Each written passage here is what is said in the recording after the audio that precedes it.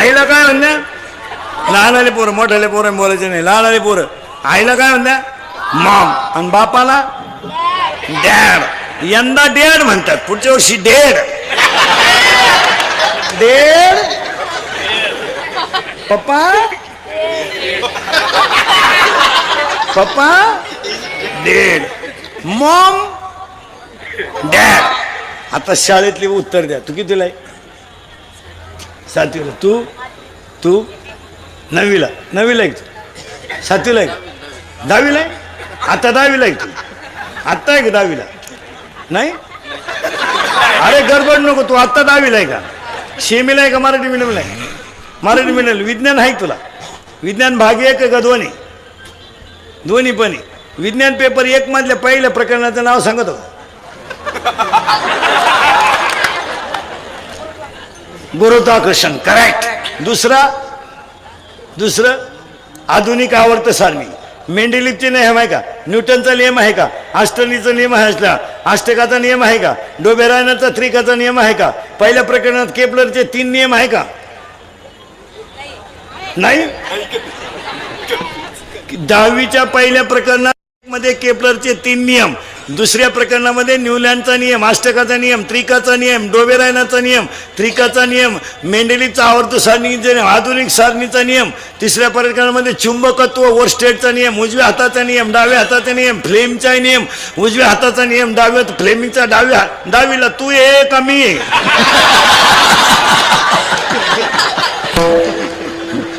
माय आख पुस्तक पाठ आहे 10वीचं विज्ञान 1 आणि 2. हा, मग आता तू 10वीला आहे ना? हा.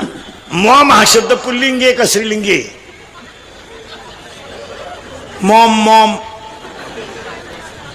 मॉम पुल्लिंगी. करेक्ट. आणि डॅड पुल्लिंगी. मॉम पुल्लिंगी, डॅड पुल्लिंगी. मग दोघही जर पुल्लिंगी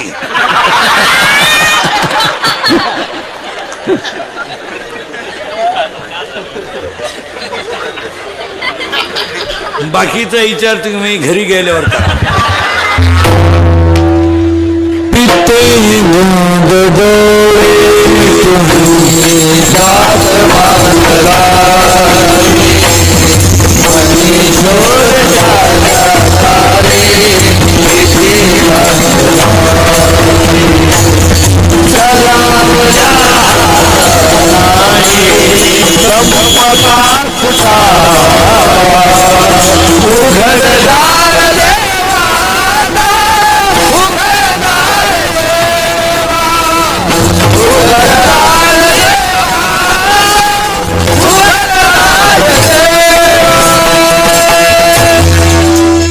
आई कळली पाहिजे, समजून सांगायची वेळ आली.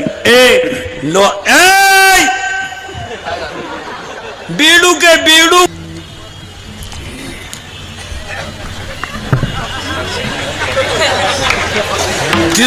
तिथं विठाला विठाला